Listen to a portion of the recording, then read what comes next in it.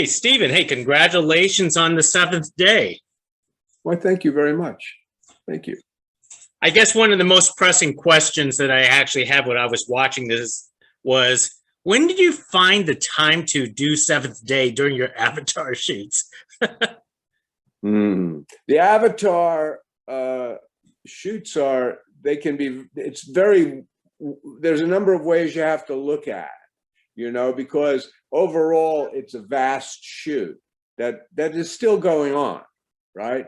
But it's really broken into pieces sometimes. And for the moment, my piece is done, and I was probably just ending right before I did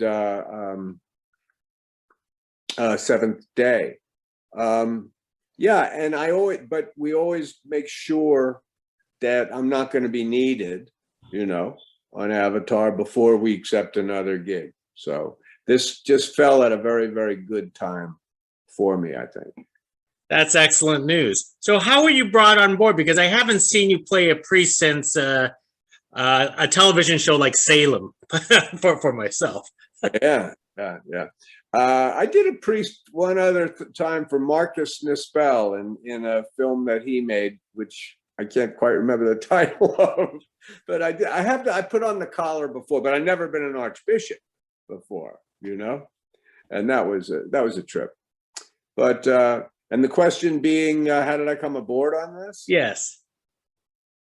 I had it was sent to me and saying, this is kind of it's not a lead role, but it's a cool role. We'd love it. Do you think you could come out for a few days and do it?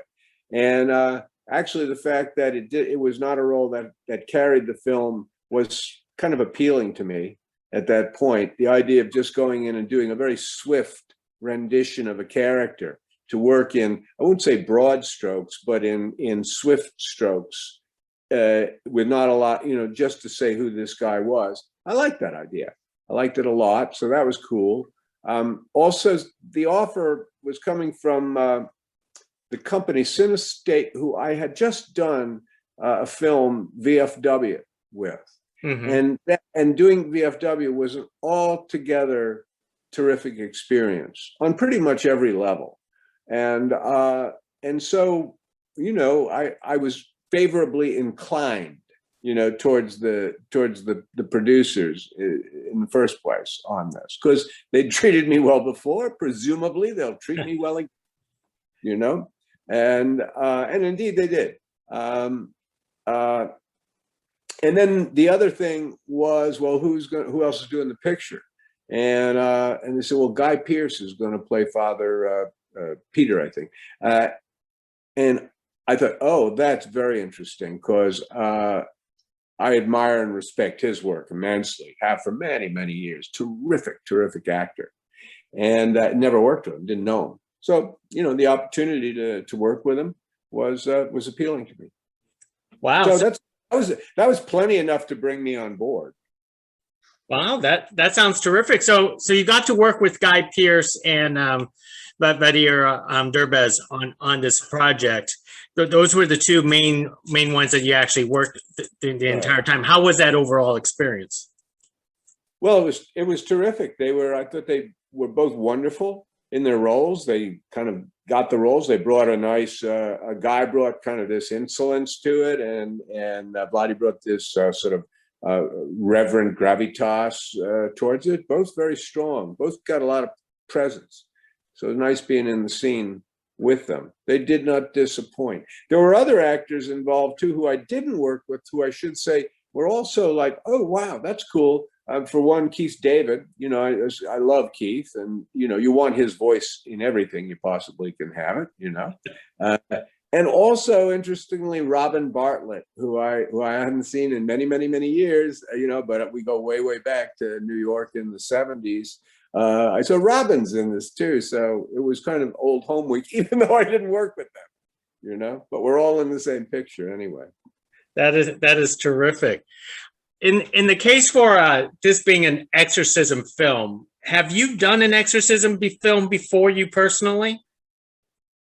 I think there was an element of exorcism in this film. No, it wasn't an exorcism. No, it was I mean, I've worked with bad spirits before, but not successfully, because I think I got completely incinerated in the one film that I did with bad spirits. It's one with that Marcus Nispel directed, and I can't remember what it's called, I think. But in any case, doesn't matter. But no, this was really my first experience with exorcism. You know, Are you a fan of like this type of horror much yourself personally? listen, I think that the Exorcist, the original movie, is certainly one of the top 25 films ever made by Hollywood, and possibly, higher than that. I mean, it's a profoundly amazing film, in my opinion. So, yeah, am I a fan of the genre? Absolutely. Am I a student of the genre? I wouldn't say so. I don't go see every Exorcist film. To be honest, I don't like scary movies all that much. I'm way too impressionable. And but I do,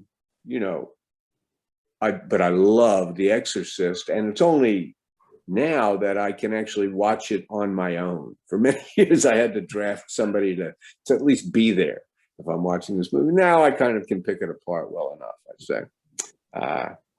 Yeah, but I don't know many others of Exorcist films, though. So Besides this one, of course. yeah, I mean, I have a huge affection for The Omen, which is not really an exorcist film, but same demons, same devil, same Satan, right? That's right.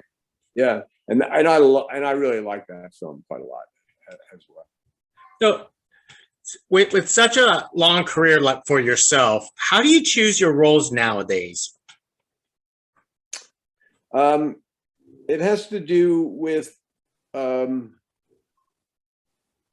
if it's something that's exciting to me, if it's something that I haven't played before, if it's something that I don't know if I can do it, if it's something that it really looks quite likely that I'm going to fail in it, then that's the reason that you want to do it, it seems to me. And then there are the other more conventional kind of reasons, like location, money, all of that stuff. But a great role is really, really what attracts me, And I will say that what is nice about having put in a lot of time in a career and kind of, starting to put some age on, is I don't feel the compulsion to do everything that comes along, which I did. There was a time when I did, and I don't feel that I have anything that I need to prove at this point, certainly to myself. So I can kind of be discriminating about something, and if I just don't feel I have the energy for it, or I don't think it's quite good enough, or quite demanding enough, then I don't do it. Yeah. Absolutely. Well, before I let you go, obviously people would criticize me if I don't ask you an Avatar question. And I know people always ask you Avatar questions, but what is it like to be on those grandiose sets? Because you're still going back for more production eventually. Well, I've come to expect it, but it never ceases to amaze and awe me, as it does all the people who are around you on those sets, in that environment of making Avatar. I think the thing is, Avatar is such a strange combination of, as you say, these literally massive sets, these real sets, and then the environment of performance capture, which is basically a blank slate of a room. You understand? And Yeah. we work in both worlds. That's what's quite extraordinary about it. But shoot, I mean, it just fills you with admiration for all the expertise and the craftsmanship that goes into the building of these sets that we're on. You really feel you could take off, that it will lift off. There's no doubt about it. That's excellent to hear. Well, Stephen, hey, congratulations on the seventh day again. And I can't wait to hear about your mega wrap party after Avatar 5. What about that? Yeah. I'll get back to you on that. Nice talking. Thank you. Bye now, Stephen. Bye. Bye.